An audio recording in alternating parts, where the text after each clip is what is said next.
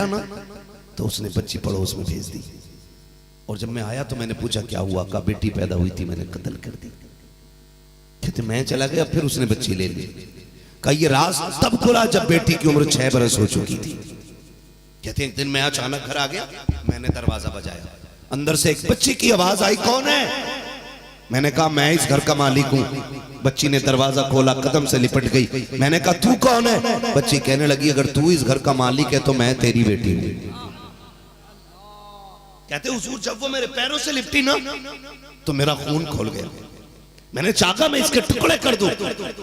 मैंने बीवी से कहा ये क्या कह रही है? मेरी बीवी ने कहा ये सच कह रही है। कहा तूने तो कहा था खत्म हो गई, मैंने कत्ल कर दी।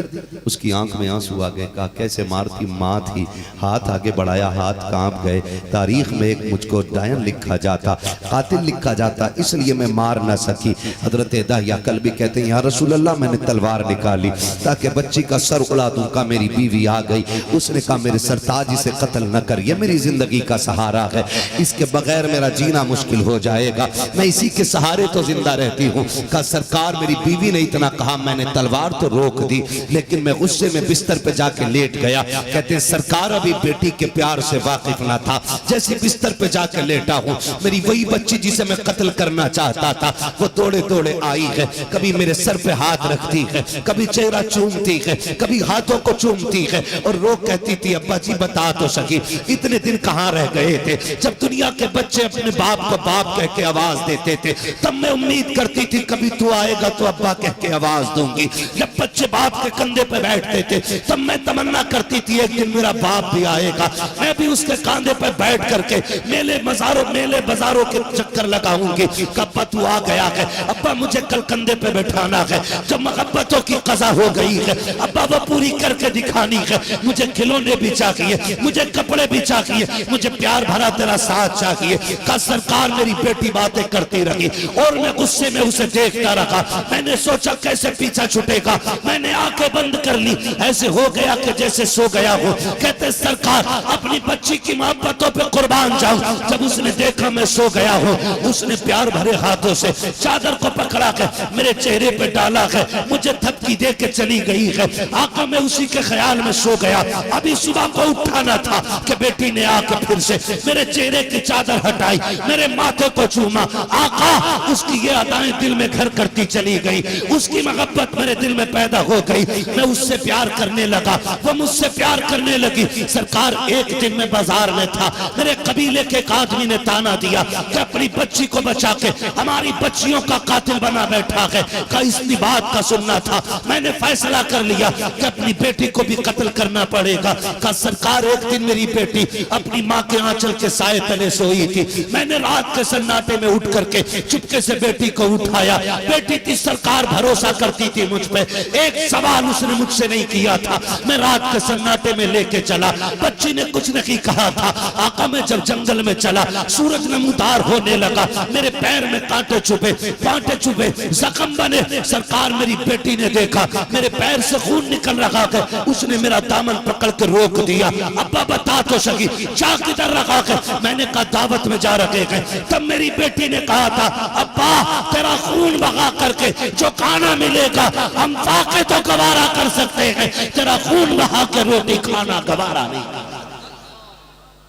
इनको थोड़ा कम कर दो भाई, है तवज्जो सारे लोगों की, इनको कम करो साबिर भाई, बहुत गौर से मेरी बात सुनिएगा। जब उसने ये बात कही ना अब्बा फाके गवारा है, तेरा खून बहा के रोटी गवारा नहीं, लौट चल। कहते सरकार मेरी बच्ची किस दर्द से कह रही थी, लेकिन मेरे दिल में तो अलग ही तूफान था ना। आका मैं उस वादी में पहुंच गया जहां रेत ही रेता था, रेत ही रेत थी, मिट्टी मिट्टी थी। हुजूर मैंने बच्ची से कहा बैठ जा बेटी। दिन निकल आया, मैंने देखा कोई नहीं है ना, मैंने गड्ढा खोदना शुरू किया। कहते जा रहे हो रोते जा रहे हो। कहते सरकार जब मेरे माथे पे पसीना आया ना, मेरी बच्ची दौड़ के आई और उसने अपने दुपट्टे से ना मेरे माथे का पसीना साफ किया और कहने लगी अब्बा क्या कर रहा है? क्यों गर्मी में काम कर रहा है? तेरी बेटी है ना? कहते हुजूर उसने मेरा हाथ पकड़ा, मुझे साए में ले जाके ना एक जगह बैठा दिया, खुद अपने हाथों से मिट्टी खोदने लग गई। मेरी बेटी को पता नहीं था कब्र उसी की तैयार हो रही है, वो जानती नहीं थी मेरा इरादा क्या है। हुजूर वो मेरी मदद के लिए गड्ढा खोदती रही। आका वो गड्ढे खोदती, मिट्टी हटाती। मैंने सोचा वक्त लग रहा है, मैं करीब आया, मैंने कहा बेटी थक गई होगी। उसने मेरा माथा चूम के कहा, जिनके सर पे बाप का साया होता है वो बेटियां कभी थका नहीं करती हैं। कहा तू है ना अब्बा, तुझे देख के थकन उतर रही है। मैंने बेटी को साइड किया, जल्दी जल्दी मिट्टी हटाई, गड्ढा खुद के तैयार हो गया। सरकार क्या बताऊं, मेरी बेटी कहती अब्बा अब क्या करोगे? मैंने कहा बेटी खेलना है, आज जरा करीब तो हो, देखें गड्ढा कितना गहरा है। कहा सरकार जब मेरी बेटी करीब आई मैंने धक्का दिया, बच्ची को गड्ढे में गिरा दिया। कहते हैं सरकार मेरी बेटी मुझे देख के मुस्कुराती रही, न चोट का न तकलीफ का एहसास, कोई शिकायत मेरी बच्ची ने नहीं की। सरकार मुझे देख के मुस्कुराती रही। आका मैं मिट्टी डालने लग गया, जब मैंने मिट्टी डाली ना मेरी बेटी मुझसे कह रही थी अब्बा ये क्या कर रहे हो?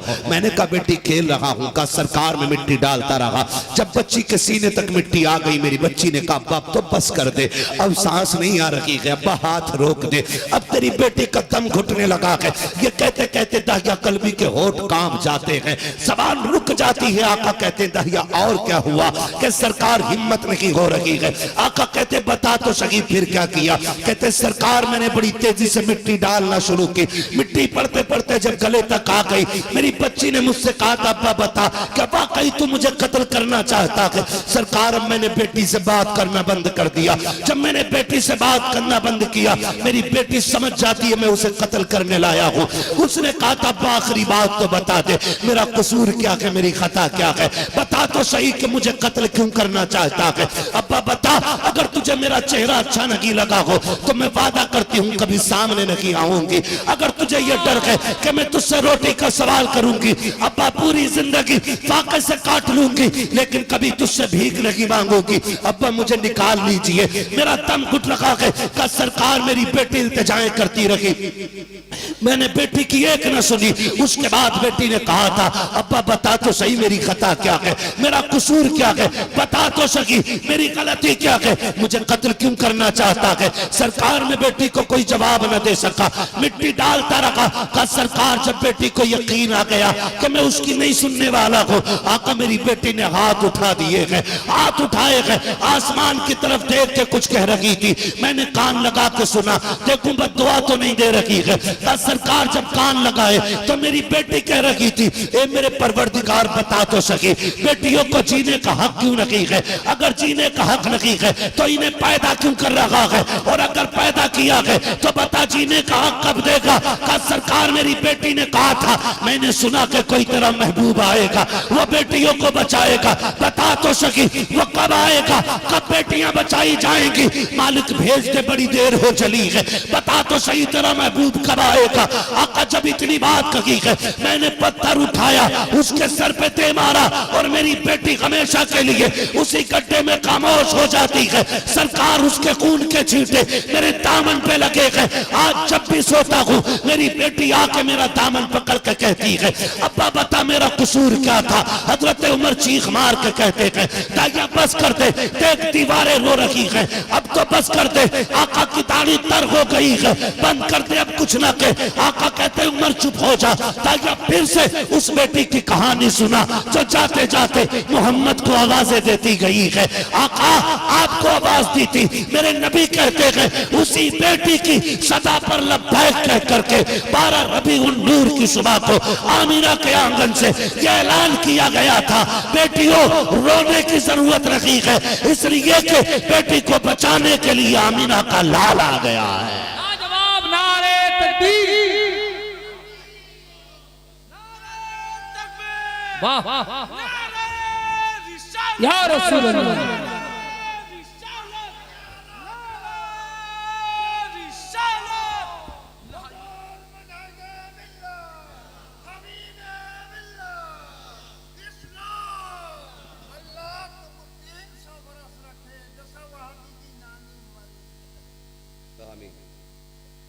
खैरियत है? मैं कहना चाहता हूं बेटियों से। और फिर हुजूर ने क्या किया? सहाबा जल्दी जल्दी आ जाओ, इकट्ठे होके हुजूर जी फरमाए मेरे सरकार। आका कहते हैं सहाबा लो ऐलान कर देना पूरी दुनिया में जिसको खुदा ने 3 बेटियां दी, इज्जत से पाला पोसा, वो जन्नती है। जब आका ने 3 का ऐलान किया, 2 वाला बोल पड़ा, हुजूर मुझ पे तो 2 ही रह गई। आका फरमाते 2 वाला भी जन्नती है। फिर 2 वाले ने जब जन्नत पाली तो 1 वाला खड़ा हो गया, हुजूर दरिया बह रहा है करम का, मैं प्यासा क्यों रहूं, हुजूर मुझ पे 1 ही बेटी है। आका फरमाते 3 वाला भी जन्नती, 2 वाला भी जन्नती, जा जिस पे 1 बेटी है वो भी जन्नती है। बोलो यार सुभान अल्लाह। जिस पे 1 बेटी है वो भी जन्नती है। दरिया करम बह रहा है, दरिया करम बह रहा है। मेरे करीम से अगर कतरा किसी ने मांगा, दरिया बहा दिए हैं, दुर्बे बहा दिए हैं, है ना। आता है फकीरों पे उन्हें प्यार कुछ ऐसा, खुद भीख दे और खुद कहे मंगते का भला हो। मंगता तो है, मंगता कोई शाहों में दिखा दो, जिसको मेरे सरकार से टुकड़ा ना मिला हो, है ना। सरकार से जिसे टुकड़ा ना मिला हो वो खड़ा हो गया, जिस पे बेटी नहीं। हुजूर 3 वाला भी जन्नती है, हुजूर 2 वाला भी जन्नती है, आका 1 वाला भी जन्नती है, अपनी तो बेटी कोई नहीं।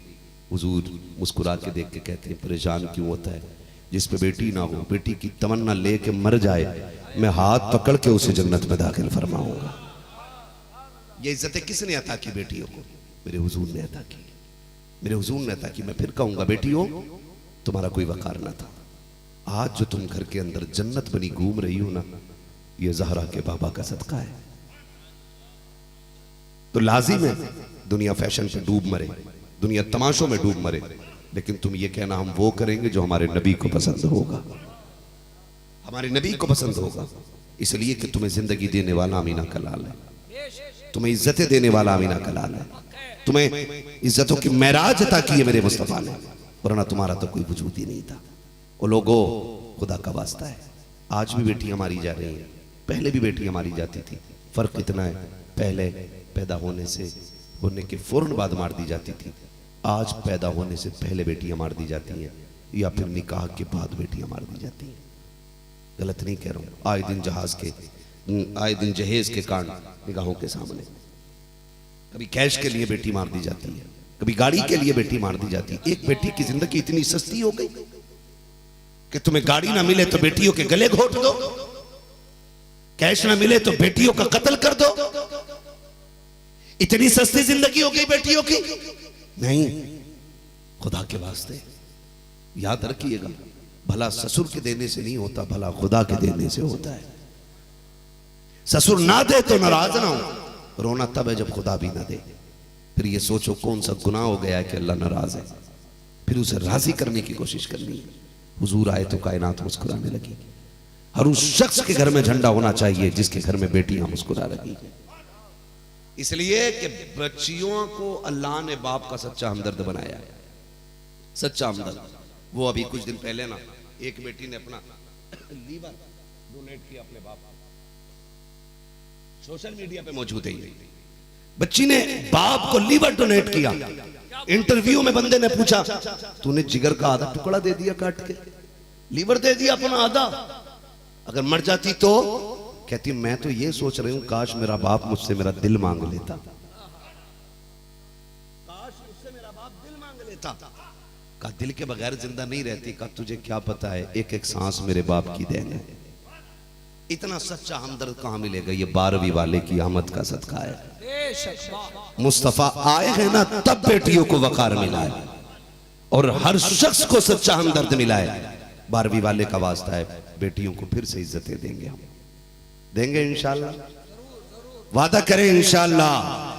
बेटियों को लावारिस नहीं बनाना है, बेटियों को रोने के लिए नहीं छोड़ना है, बेटियों को दूसरे का मोहताज बना के नहीं छोड़ना है, बेटियों को ऐसा बनाना है कि बेटियां कभी किसी की मोहताज ना रहें, बेटियां कभी किसी की मोहताज ना रहें। और ये इज्जतें मेरे हुजूर ने अता करके दिखाई हैं, और बेटियों से ज्यादा सच्चा हमदर्द भी नहीं होता कोई। आज ना बेटियां इसलिए बोझ नहीं कि वो बेटियां हैं। जब से मेरे हुजूर ने बेटियों को जन्नत कहा ना, हर कोई बेटियों को देख के मुस्कुराता है। बेटियां बैठी हैं, इनसे भी एक बात कह जाऊं, मेरी बहनों, जिंदगी के किसी मोड़ पे ना कभी बाप के सामने खड़ी मत होना। सामने खड़े होने का मतलब क्या है? सामने खड़े होने का मतलब है कभी अपने बाप से ये मत कहना कि यहां हम तेरी नहीं सुनेंगे, यहां मैं अपनी चलानी है, कभी ये मत कहना। इसलिए कि मैं ये बात 1,00,000 बार कह चुका हूंगा कि जितना प्यार तुझे तेरा बाप दे सकता है, दुनिया में कोई दूसरा इंसान तुझे उतना प्यार नहीं दे सकता है। तेरा चाहे जितना बड़ा आशिक हो, जितना बड़ा तेरा मजनू हो, वो तुझे वो इज्जत नहीं दे सकता जो तेरा बाप दे सकता है। इसलिए कभी बाप के आगे खड़ी मत होना। एक दीवाने के लिए ये कह देना ना तेरी मर्जी नहीं अपनी मर्जी से शादी करूंगी, कभी खड़ी मत होना। अगर तुझे याद ना हो तो बता दूं, जब तू मां के शिकम में आई ना, जब मां के शिकम में आई तो चचा ने कहा था लड्डू बनवा लो, भतीजा आने वाला है। दादा ने कहा पोता आने वाला है, दादी ने कहा पोती आने वाली है ना। सब ने अपने अपने रिश्ते लगाए, सब बेटे की तमन्ना कर रहे थे। सब के ऑर्डर थे मीठे की दुकानों पे कि तकसीम करेंगे, बेटा आएगा, वारिस आएगा, चिराग आएगा। लेकिन हॉस्पिटल से खबर आई बेटी आई है, मैया मर गई सबकी। मीठे वाला फोन करके कह रहा चचा को मीठा ले जाओ। कहा आग लगे तेरे मीठे को। कहा क्यों? कहा मीठा नहीं चाहिए। कहा किस लिए? कहा उम्मीद थी बेटा आएगा लेकिन बेटी हुई है। भतीजे की उम्मीद थी भतीजी आई है, नहीं चाहिए तेरा मीठा। मैं बताना चाहता हूं चचा ने मुंह मोड़ लिया। दादा कह रहा था बाहर निकलूंगा मस्जिद में 500 रुपए दे के आऊंगा, वहीं गिर गया, वहीं मर गया खाट पे। 1 रुपया मस्जिद में देने नहीं गया क्योंकि बेटी आ गई। और दादी को किसी ने सलाम किया, सुना पोती आई है कि हाँ मुंह काला हो नहास पीती का, हमें तो बारिश चाहिए था। सब ने बेटी तेरी आने पे मुंह बिगाड़ लिया। चचा अलग नाराज, दादा का चेहरा उतरा हुआ, दादी भी उदास थी, पूरा परिवार नाराज था। लेकिन सुन, जो सबसे तेजी से तेरी तरफ कदम बढ़े थे वो किसी और के नहीं, तेरे बाप के कदम थे। इसने जाकर के तुझे सीने से लगाया और माथा चूम के आंखों में आंसू भर के कहा था दुनिया मुंह मोड़े तो मोड़ ले, मैं शुक्र अदा करके कहता हूँ अल्लाह ने सिर्फ बेटी नहीं दी है बल्कि मुझे जन्नत का परवाना अता कर दिया। लाजवाब लाजवाब, नारे तकबीर, नारे रिसालत, जश्न ईद मिलादुन नबी। मैं भी बहुत थका हुआ हूं, हो सकता मेरी वजह से ना हो रहा हो ऐसा। तवज्जो है सारे लोगों की।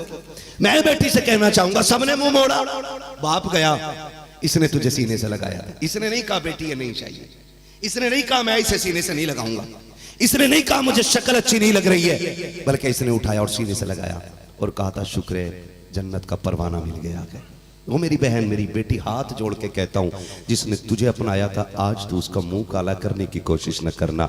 जिसने जमाने से लड़के तुझे सीने से लगाया है उसको धोखा दे के मत जाना। खुदा की कसम तू जिससे कहती है ना तेरी मर्जी नहीं चलेगी, यही तो था जो तुझे कंधे पे लेके बाजार में फिरता रहा। लोग कहते थे देखा कोई चिराग जलाने वाला नहीं है, बेटियां ही बेटियां हैं, इसका घर देखो कितना बुरा है, इसके बाद कोई इसका नाम लेने वाला नहीं होगा। कभी इसने तुझे मनहूस ना समझा, इसने कभी तुझे जलील ना माना, बल्कि जब जब इसे ताना दिया गया, जब जब बेटियों का बाप होने का इसको ताना दिया गया, ये तुम्हें कंधे पे बैठा के कहता था ओ लोगों जितना तुम्हें बेटों पे नाज है उससे कहीं ज्यादा मुझे बेटी पे नाज है।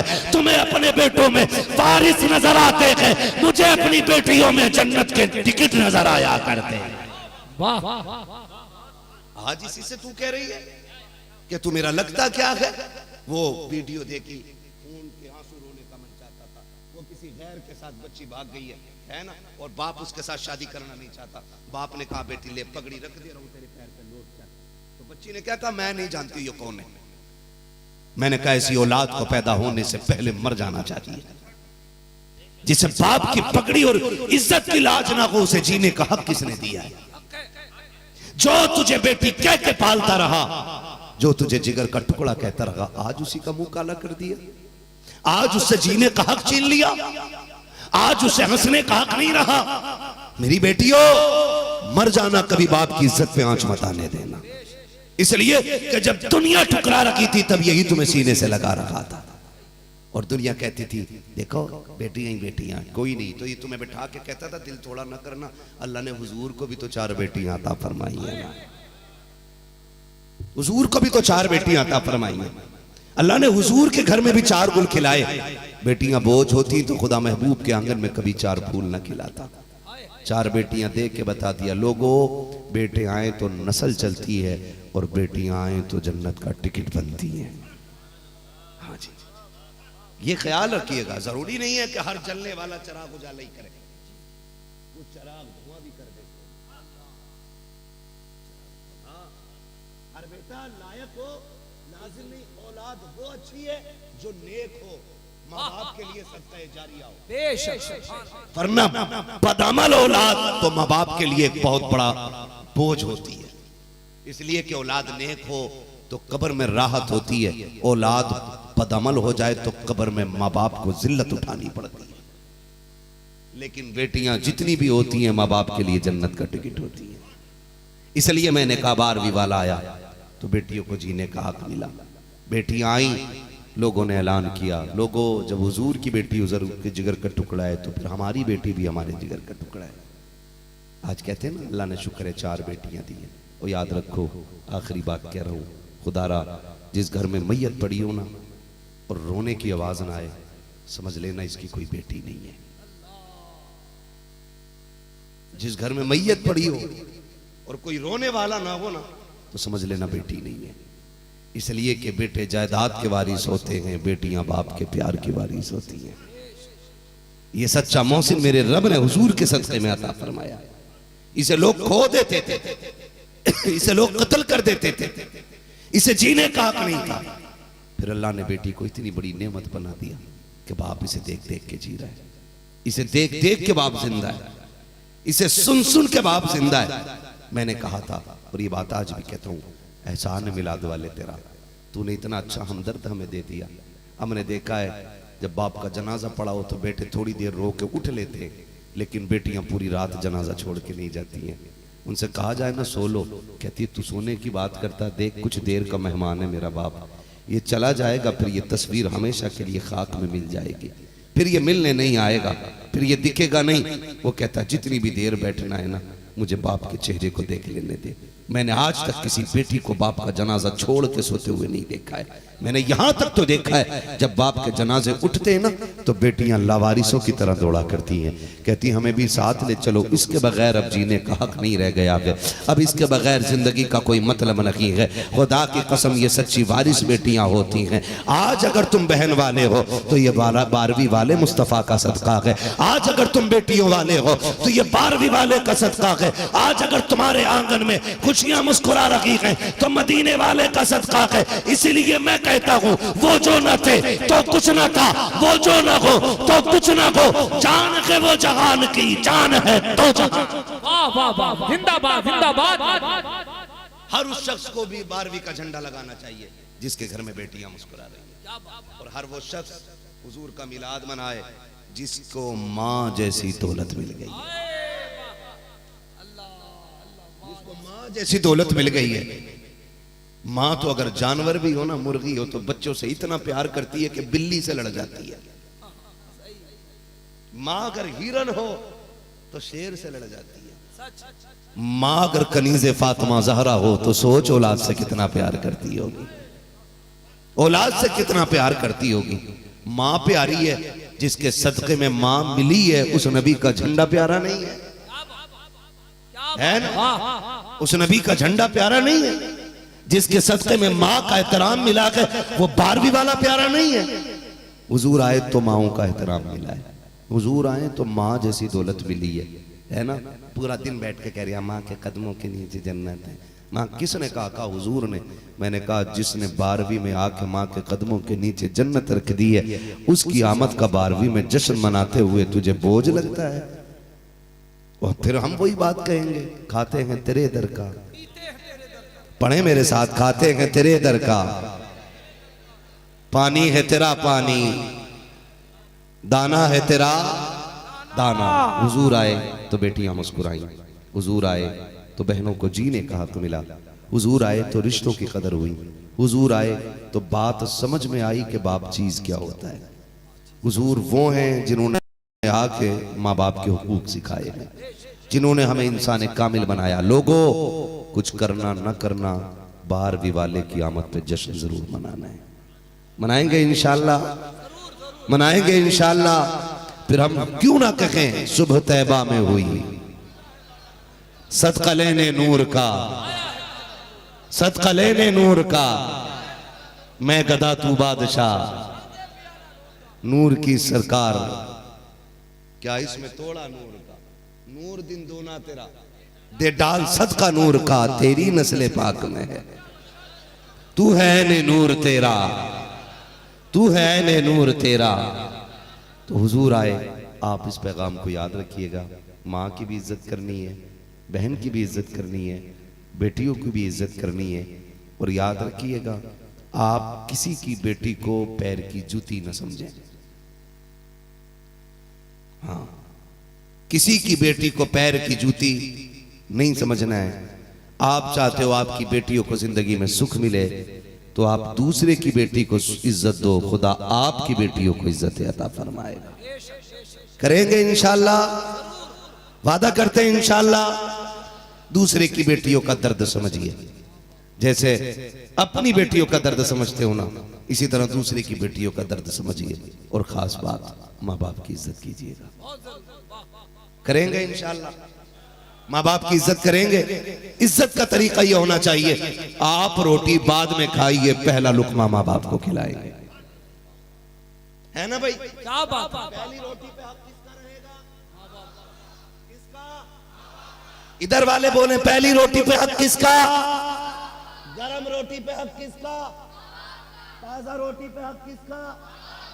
माँ बाप का। और ये मत सोचिए वो शौक में मांग रहे हैं, मजबूरी है उनकी।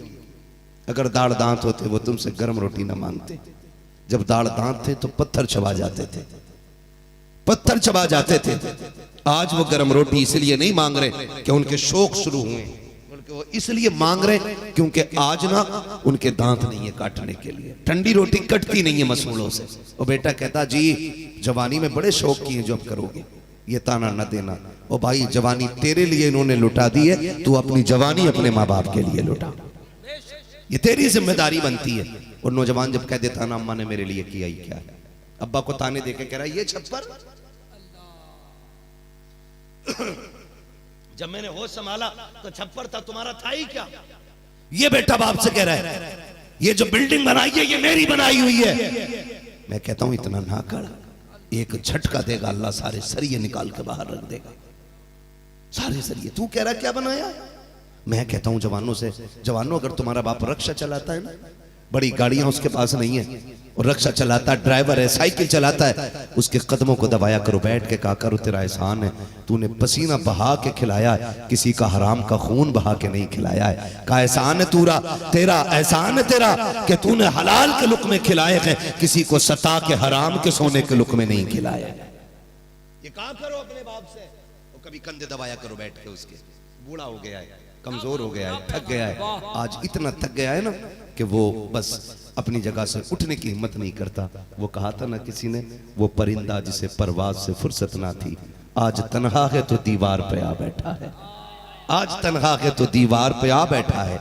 ये आज तन्हा इतना हो गया, अपनी औलाद इसे वक्त नहीं दे रही, अपने बेटे मुंह लगाने तैयार नहीं है।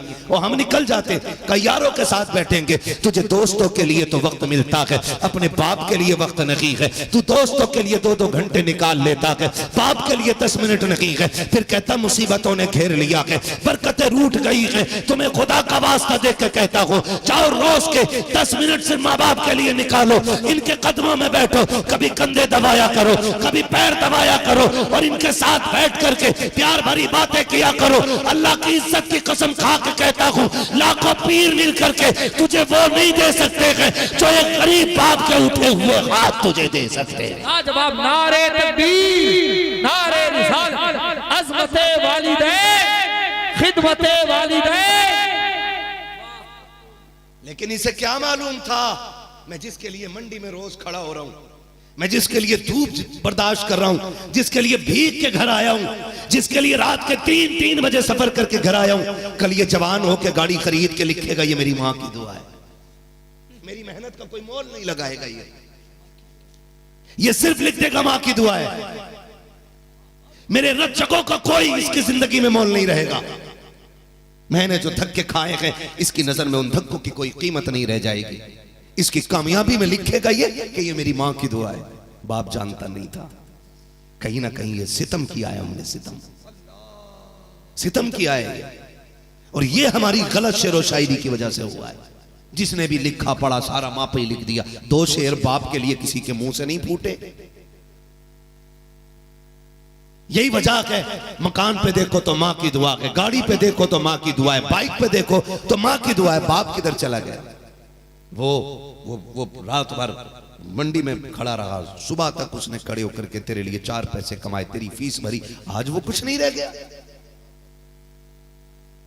आज उसकी कोई कदर नहीं है।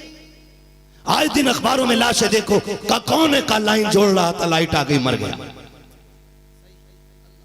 4 बच्चों का बाप है।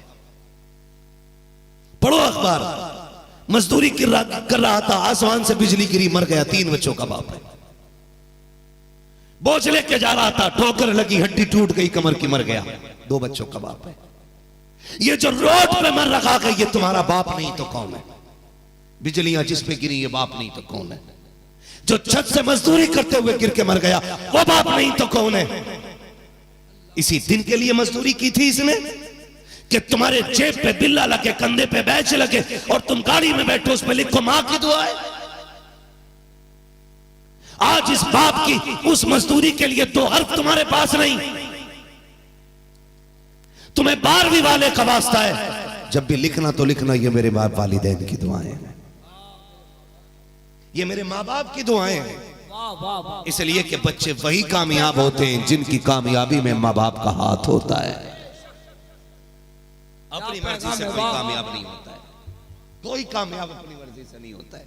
आज बाप की कोई कदर नहीं, हाँ, कोई कदर बाप की नहीं रह गई है आज। भाई, मसनवी शरीफ में लिखा है कि एक अल्लामा रूमी ने लिखा, और क्या सच लिखा है, और दुनिया के लिए सबक है। उन्होंने कहा कि छोटा बच्चा था,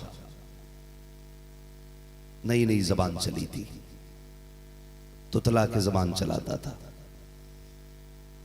एक दिन ना बच्चे ने ना दीवार की तरफ देखा तो कौवा बैठा था। उसने अपने बाप से कहा, अब्बा ये क्या है? जब बच्चे ने इतना कहा ना, तो बाप ने तो पहली मर्तबा बेटे की ऐसी बोली सुनी थी। उसने ना सबसे पहले तो बेटे का मुंह चूमा और कहा, बेटे ये कौवा है। बच्चा छोटा था, उसकी जबान पे वो बात फिर नहीं आई। उसने कहा, क्या? बाप ने फिर कहा, कौवा है। बच्चे ने फिर कोशिश की, नहीं कह पाया। फिर बच्चे ने कहा, क्या? तो अल्लामा रूमी लिखते हैं कि 40 मर्तबा बच्चे ने पूछा था क्या है, और 40 मर्तबा बाप ने माथा चूम के कहा था, ये कौवा है। अल्लामा रूमी लिखते हैं कि फिर वक्त गुजरता गया, बेटा जवान हो गया, बाप बूढ़ा हो गया, वही जगह वही दीवार, फिर कौवा के बैठ गया। बाप ने सोचा, लाओ अब इससे भी पूछूं ना, मैंने तो 40 मर्तबा इसे चूम के जवाब दिया था, ये क्या कहता है? उसने कहा, बेटे मेरी आंखें बूढ़ी हो गई हैं, ये जो दीवार पर बैठा है ये क्या है? तो उसने कहा, कौवा है। तो कहा, बेटे जरा ऊंचा बोल, मुझे आवाज थोड़ी ऊंची आती है, अब तो देखना भी तेरी आंखों से और सुनना भी तेरी आंखों से। तो उसने कहा, कौवा है। कहा, क्या? बस इतनी बार, तीसरी मर्तबा उसने कहा ना, क्या है, तो झुंझला गया और गुस्से में बोला, जब तुम्हें दिखता नहीं और सुनाई दे देता है तो बोलते क्यों हो तुम? इतना सुना बाप रो दिया। कहा, बेटे मुझे दिख भी रहा और सुनाई भी दे रहा है, लेकिन मैं तो ये देख रहा था ना कि जब तू छोटा था और तूने मुझसे 40 बार पूछा था ये क्या है, मैंने हर बार तुझे चूम के कहा था कौवा है। आज मेरी बोली इतनी बोझ लग गई तुझे कि मैंने 2 बार पूछा और तुझे गुस्सा आ गया। इतना सुना बेटे की चीख निकल गई, कदम पकड़ के रोने लग गया। फिर दौर गुजरा, आगे बढ़ो। आगे लिखते हैं कि जब एक बाप बूढ़ा हुआ, उसकी खांसी तेज हो गई। सुनो और कान खोल के ये बात सुनिएगा। कब बूढ़ा हुआ, खांसी उठने लगी। बहू ने कहा, सुनो तुम्हारा बाप खांसता है ना, तो फिर घर में ना नींद नहीं आती है, मेहरबानी करो ना इसे थोड़ा अलग कर दो। कहा, अच्छा। वो गया, बेटा बाप से जाके कहता, अब्बा अगर आपकी इजाजत हो तो आप वहां ना रह ले जहां जानवर बंधते। इस दर्द को उस दिन समझोगे जिस दिन बेटे वाले हो जाओगे, जिस दिन औलाद तुम्हारे आगे होगी, तब तुम्हें पता चलेगा औलाद पाली कैसे जाती है।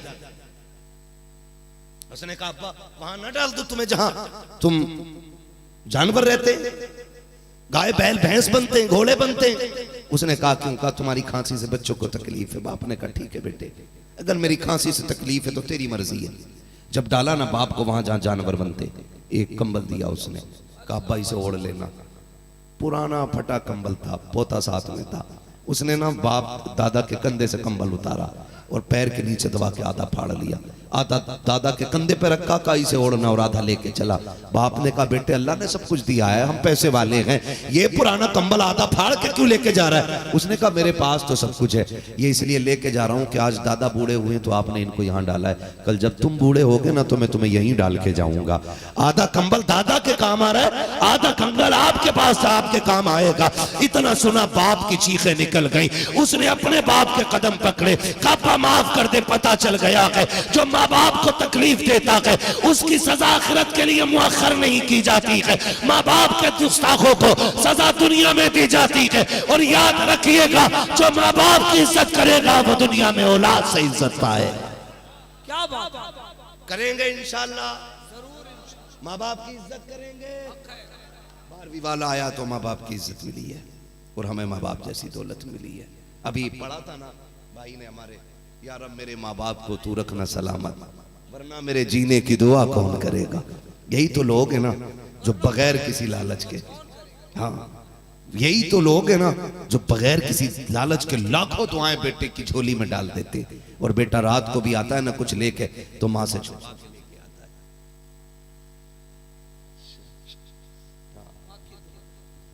बेटा रात को छुपा के लेके आता है, अम्मा ना देख ले। ओ पागल तुझसे किसने कहा ये खाने वाले लोग हैं, ये तो अपने आगे का उठा के खिलाने वाले लोग हैं। तू थैली वाला छुपा के ला रहा है, तू थैली वाला छुपा के ला रहा है। तुझे पता नहीं है जब तेरे दांत नहीं थे तब ये मुंह में चबाते थे, अपने हलक के करीब से निकाल के लाके तुझको खिलाया करते थे। माँ ने अपनी रोटी बाद में खाई है, तेरा पेट पहले भराया है, और तुझे क्या पता है माँ बाप क्या है। अगर सीखना है तो पूछ बरेली के अहमद रजा से। आप कहते हैं अगर माँ बाप से मिलना है ऐसे जाए जैसे बादशाह के दरबार में जाते हैं। बात कहनी हो तो पहले इजाजत ले, अगर वो हाँ कह दे तो बात कर, अगर वो ना कह दे तो लौटा। इसलिए कि तेरे लिए दुनिया में हुकूमत के लिए अगर सबसे ज्यादा पावर किसी के पास है तो तेरे माँ बाप के पास। नारे तकबीर, नारे रिसालत, अज़मते वालिदैन, जश्न ईद मिलादुन नबी, आमदे मुस्तफा, अल्लामा मुफ्ती हम्माद किबला मुरादाबादी। तवज्जो है, थक गए आप लोग? मैं सोच रहा हूं कि खत्म कर लूं, सुई 1 घंटे के ऊपर चली गई है। कह दे जरा या रसूल अल्लाह, खुदा सलामत रखे आपको। बड़ी दौलत माँ बाप होते हैं। अच्छा आखिरी बात, मैं आपको भी मजबूर नहीं करूंगा और आप मुझे भी मजबूर ना करें, बस आखिरी बात सुन ले बहुत गौर से। अल्लाह आपको सलामत रखे। हुजूर के दामन में ना कोई कमी नहीं थी। अल्लाह ने 2000 से ज्यादा नाम महबूब को अता फरमाए। कितने? 2000 से ज्यादा। लेकिन आका करीम फरमाते हैं सहाबा, मुझे आज तक अपनी माँ की एक बात बड़ी याद आती है। हुजूर कौन सी? कहा कि जब मैं 4 साल हलीमा सादिया के पास रहा अपनी अम्मी के, 2 साल मुझे माँ के पास रहना मिला। कहते मेरी अम्मी मुझे लेटती थी ना तो बाजू पे सर रख के लिटाती थी, सुन माँ क्या होती है। और हुजूर कहते हैं आज तक वो लम्हे मुझे रुला देते हैं। हुजूर कौन से? का अपने चेहरे पे दुपट्टा डालती और रो के कहती थी मालिक मेरा बेटा पैदा होने से पहले यतीम हो गया, मालिक मैं भी चली गई तो मेरे बेटे को देखेगा कौन, इसकी देखभाल कौन करेगा। हुजूर ये कह के रोया करते थे। कहते से अब आज तक माँ के ये जुमले रुलाते। खुदा की कसम सच्चा हमदर्द अगर कोई दुनिया में है तो औलाद के लिए माँ होती है, बाप होता है। खुदारा इन रिश्तों की कदर कीजिएगा और दुनिया को ये बताइए हश्र तक डालेंगे हम पैदाइश मौला की धूम। इसलिए कि बाप भी अल्लाह ने दिया है, माँ भी अल्लाह ने दी है, बहन भी दी है, बेटी भी दी है, और अल्लाह ने हम सबको माया अता की है। ये करम है परवरदिगार का और ये सदका है मदीने वाले मुस्तफ़ा का। 12वीं वाले हुजूर ना होते ना तो ये सारे रिश्तों का कोई मोल ही नहीं होता। अगर ये सारे रिश्ते मोहतरम हुए हैं ना तो 12वीं शब के बाद हुए हैं। अगर इन रिश्तों को इज्जतें मिली है ना तो 12वीं शब के बाद मिली है, तो फिर हम क्यों ना कहें हश्र तक डालेंगे हम पैदाइश मौला की धूम, दम में जब तक दम है जिक्र उनका सुनाते जाएंगे। और वो कहा था ना, नात खानी मौत भी हमसे छुड़ा सकती नहीं, कब्र में भी मुस्तफ़ा के गीत गाते जाएंगे। है ना जी। अल्लाह हम सबको सलामत रखे, हमें रिश्तों की कदर करने की तौफीक अता फरमाए, माँ बाप की इज्जत करने की अल्लाह तौफीक अता फरमाए, रिश्ते निभाने की अल्लाह तौफीक अता फरमाए, और मौला हम सबको 12वीं वाले मुस्तफ़ा का सदका अता फरमाए। फरमाया गया व अम्मा बिनिअमति रब्बिका फहद्दिस, अपने रब की नेमतों का खूब खूब चर्चा करो। हुजूर रब की नेमतों में सबसे बड़ी नेमत है। नहीं हो इंशाअल्लाह कभी फिर कर लेंगे, कभी फिर शजरा सुन लीजिएगा। आज मेरी भी तबीयत कोई खासी दुरुस्त नहीं है, ठीक है ना। मैं बस इतना कहूँगा कि रिश्ते अल्लाह रसूल से मजबूत रखें।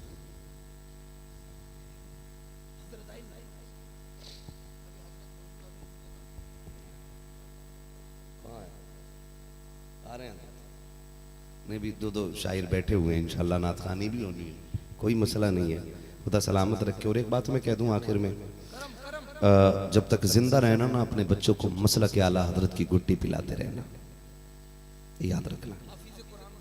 हाँ, अपने बच्चों को मसला के आला हजरत की गुट्टी पिलाते रहना, इसलिए कि जो जश्न विलादत मनाते हैं ना, वो आला हजरत वाले ही मनाया करते हैं। ये याद रखिएगा, आला हजरत ही का एहसान है कि जो हुजूर की विलादत का सुन्नी जश्न मना रहे हैं यहाँ पे, क्योंकि आला हजरत ने उन लोगों के गलत इरादे फेल कर दिए जो विलादत का जश्न मनाने को शिर्क व बिदअत कह रहे थे, और कहते थे नहीं नहीं हम तो आमद का जश्न नहीं, उनकी मौत का गम मनाते हैं। मैंने कहा शर्म कर, मेरे नबी ने फरमाया हयाती खैरुल लकुम व ममाती खैरुल लकुम, मेरा आना भी तुम्हारे लिए बेहतर, मेरा जाना भी तुम्हारे लिए बेहतर। हुजूर कैसे? फरमाया जब आया तो तुम्हारे लिए हिदायत के रास्ते हमवार करता रहा, और जब मैं कब्र में चला जाऊंगा तो तुम्हारे लिए दुआए मगफिरत करता रहूंगा। ये हुजूर ने फरमाया है, तो शुक्र है अल्लाह ने हमें आला हजरत जैसा इमाम अता फरमाया है, आला हजरत जैसा इमाम अता फरमाया। आला हजरत ने हमें इश्क पढ़ाया, आला हजरत ने हमें अदब पढ़ाया, आला हजरत ने हमें बुजुर्गों की गुस्ताखी से बचाया, आला हजरत ने हमें अल्लाह वालों की मोहब्बत सिखाई है, और आला हजरत ने हमारे अकीदे की हिफाजत की है। 26,000 सफ़ात फतावे रज़विया की रोशनी में दिए हैं, कंजुल ईमान जैसी दौलत अता फरमाई है, अद-दौलतुल मक्किया बिल माद्दतिल गैबिया जैसा एटम बम अता करके हम सुन्नियों के अकीदे को बचाया है। यही वजह है जब फजर होती है, नमाज रब की पढ़ते हैं, सलाम मुस्तफा पे पढ़ते हैं, शुक्र अहमद रजा का अदा करते हैं, और कहते हैं डाल दी कल्ब में अजमत मुस्तफा सैयदी आला हजरत पे लाखों। नारे तकबीर, नारे रिसालत, मसलके आला हजरत, फैजाने हुजूर मुजाहिदे मिल्लत। हाँ जी, आती है कि नहीं फजर बात आवाज? जरूर। कैसे डाल दी कल्ब में अजमत मुस्तफा सैयदी आला हजरत पे, सैयदी आला हजरत पे लाखों सलाम, लाखों सलाम। हाँ, और ये आवाज आखिरी सांस तक आएगी, इसलिए कि उन्होंने कहा कब्र में लहराएंगे ताहश्र चश्मे नूर के, जलवा फरमा होगी जब तलत रसूलुल्लाह की। और मजे की बात यह है आज इस महफिल में दस्तारबंदी भी है, हाफिज कुरान भी बच्चा बना है ना। कितने बच्चे पढ़ते हैं मदरसे में?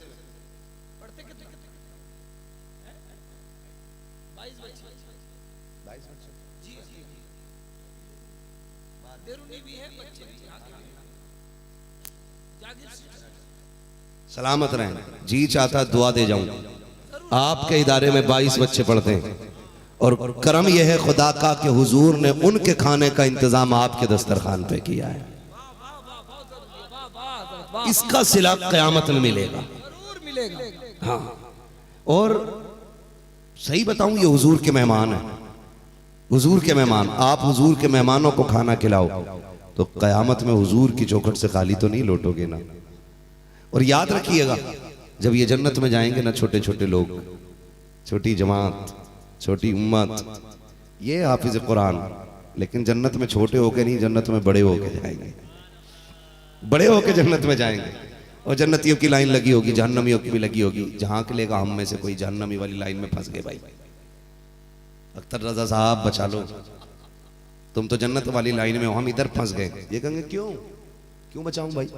का मैंने एक गिलास पानी पिलाया था ना, मेरे घर खाना नहीं खाया था तुमने, मैं तुम्हें बेटा कह के आवाज नहीं देता था, मैं कभी तुम्हारे सर पे हाथ रख के नहीं कहता था तू परदेश में नहीं है घर में? क्या मैंने तुझे घर में रख के बेटे बाप का प्यार नहीं दिया? क्या मेरी बेटियां तुझे भाई कह के आवाज नहीं देती थी? क्या मेरी बेटी बीवी ने तुझे बेटा नहीं कहा था? क्या मैंने तुझे अपनों की तरह नहीं पाला था? जी पाला तो था ना, खाज उसका बदला दे दो। लाइन रुक जाएगी, आगे वाले जन्नत में, पीछे वाले शोर करेंगे चलो भाई, लाइन क्यों नहीं चलती? अल्लाह फरमाएगा फरिश्तों पूछो ना लाइन रुक क्यों गई? फरिश्ते कहेंगे मालिक एक बंदा है खड़ा हो गया, जा नहीं रहा आगे। कहा कौन है? कहा कुरान का हाफिज है। क्या बात है? ऐसा नहीं, ऐसे में नमाज जनाजा पढ़ाने पे मजबूर हो क्या जाता बात है, क्या बात है, वाह हाफिज़े उसने कुरान। कहा कि कहा कि कुरान वाला है वो जन्नत में नहीं जा रहा है। क्यों? कहा कि उसे रोक लिया है किसी ने। किसने रोका है? कि जो उसे खाना खिलाता था। रब फरमाएगा पूछो ये चाहता क्या मेरा बंदा? पूछा जाएगा क्या चाहता है? वो कहेगा मालिक इसका एहसान है, मैं उस वक्त तक जन्नत में नहीं जाऊंगा जब तक इसे नहीं लेके जाना है, इसे नहीं लेके जाना। रब का दरियाए करम जोश में आएगा, हुक्म होगा फरिश्ते इससे कह दो ये पूरी लाइन पे नजर तो मारे, पूरी लाइन को देखे। कहा जो जो इसे नजर आ जाए, जिसे जिसे ये कहता जाएगा इसका खुदा इसको जन्नत देता जाएगा, इसलिए कि हम इसको देखे या ना देखे लेकिन इसके सीने में रखे हुए कुरान को देख रहे हैं।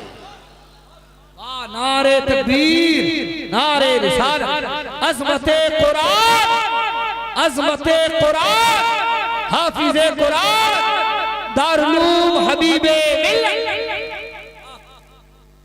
करेंगे इंशाअल्लाह। अच्छा मालदार होने का वजीफा बता दूं? कितने लोग पूछना चाहते हैं? हाथ उठा दें जल्दी से। हाँ, जिन्होंने हाथ उठाए अल्लाह सलामत रखे, यही सच्चे लोग हैं। बाकी जो है ना पीर चोर तावीज चोर है। हाँ, क्योंकि मौलवी वजीफा देगा उससे नहीं लेंगे, ठगों से लेंगे, चोरों से डकैतों से लेंगे। जिन्होंने हाथ उठाए अल्लाह उन्हें माँ बाप के सदके हुजूर का मदीना दिखा दे।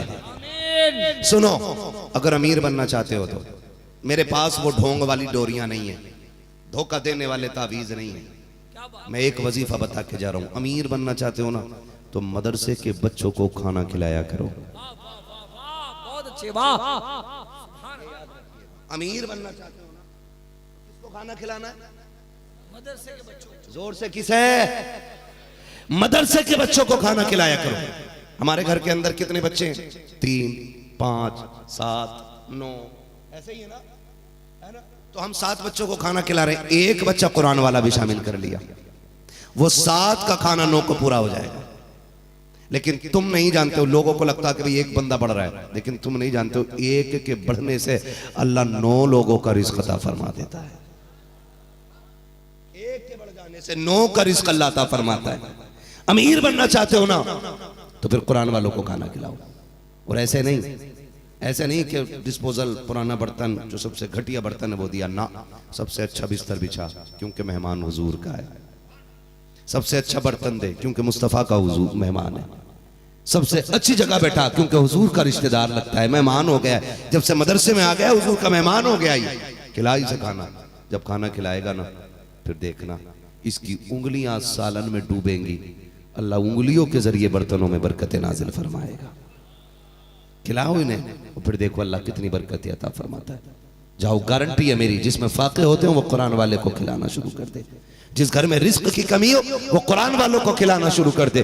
जिस घर में रोजी ना उतरती हो कुरान वाले को खिलाना शुरू कर दे। इसलिए कि जब तेरे मेरे पाप और गुनाहों की वजह से रोजी तंग की जाती है तो अल्लाह कुरान वाले के सदक़े में रिस्क के दरवाजे खोल दिया करता है। सुभान अल्लाह, सुभान अल्लाह।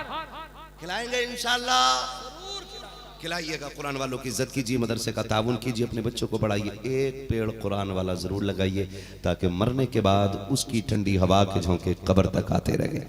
वो कैसे आएंगे बेटा? कुरान वाला बना दो। ये नात आज पढ़ते हैं सवाब माँ बाप को बराबर मिलेगा, आखिरी सांस तक इनके पढ़ने का माँ बाप को सवाब मिलता रहेगा। इसी तरह बच्चों को कुरान पढ़ाइए, जब तक वो कुरान पढ़ते रहेंगे उसका सवाब आपके माँ बाप को मिलता रहेगा।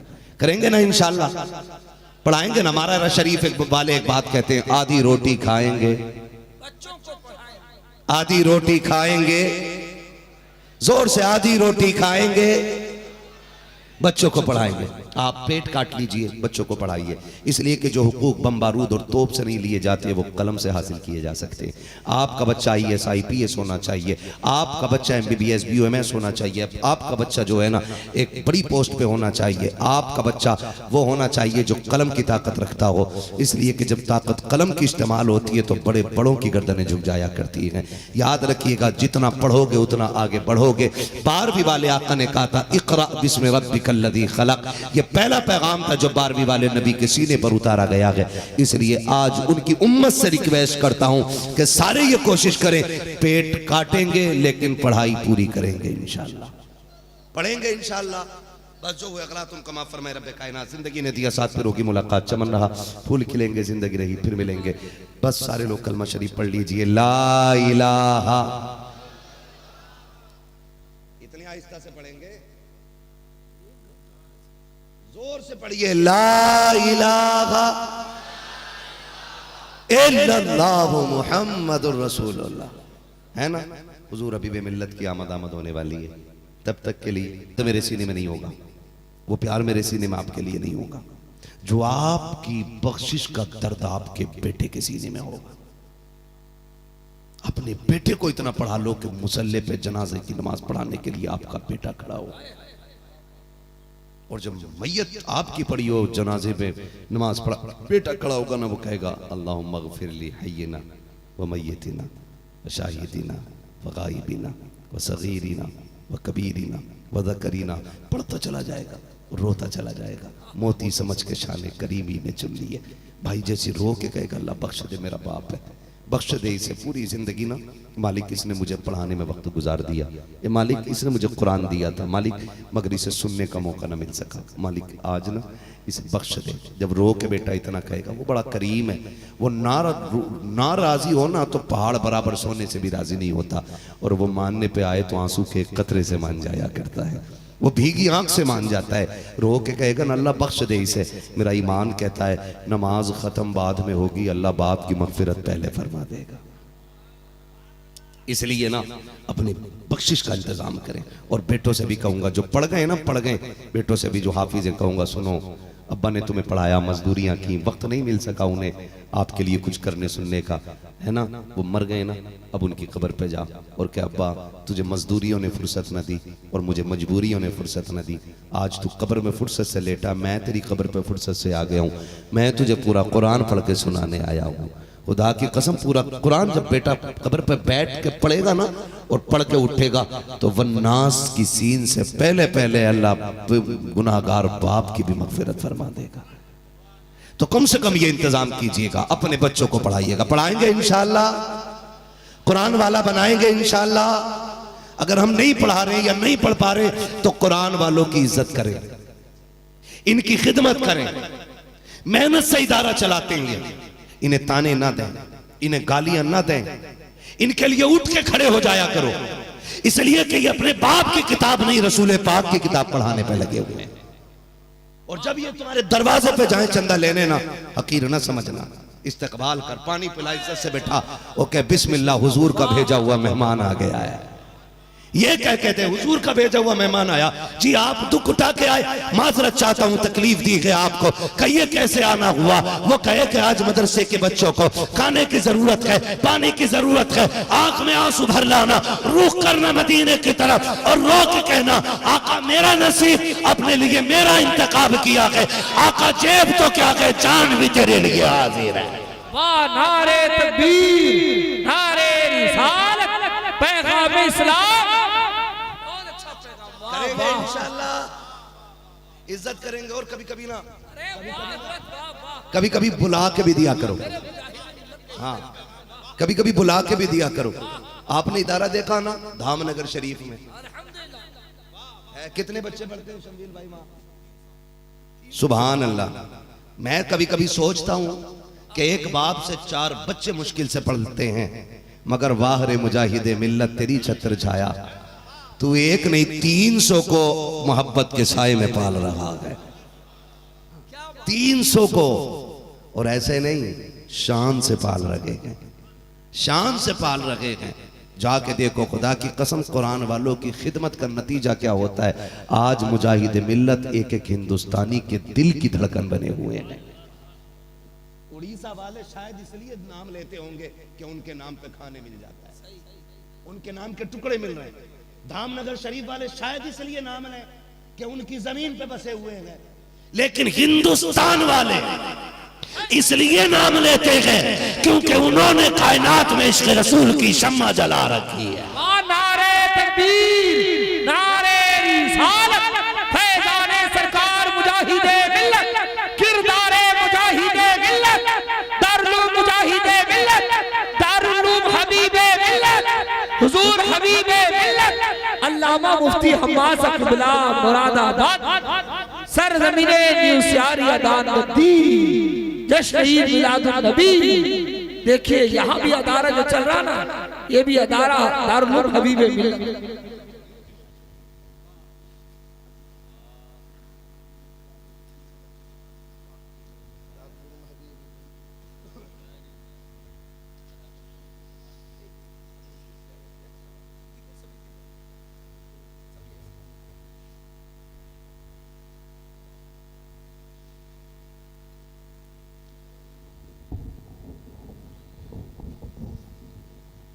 माशाअल्लाह आप माथे की निगाहों से देख रहे हैं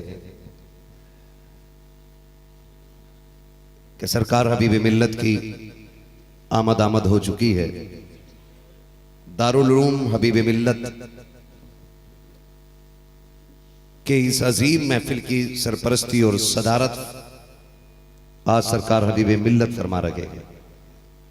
इंशाअल्लाहुल अजीज हजरत के हाथ ही से उस बच्चे के सर पे दस्तारबंदी की जाएगी।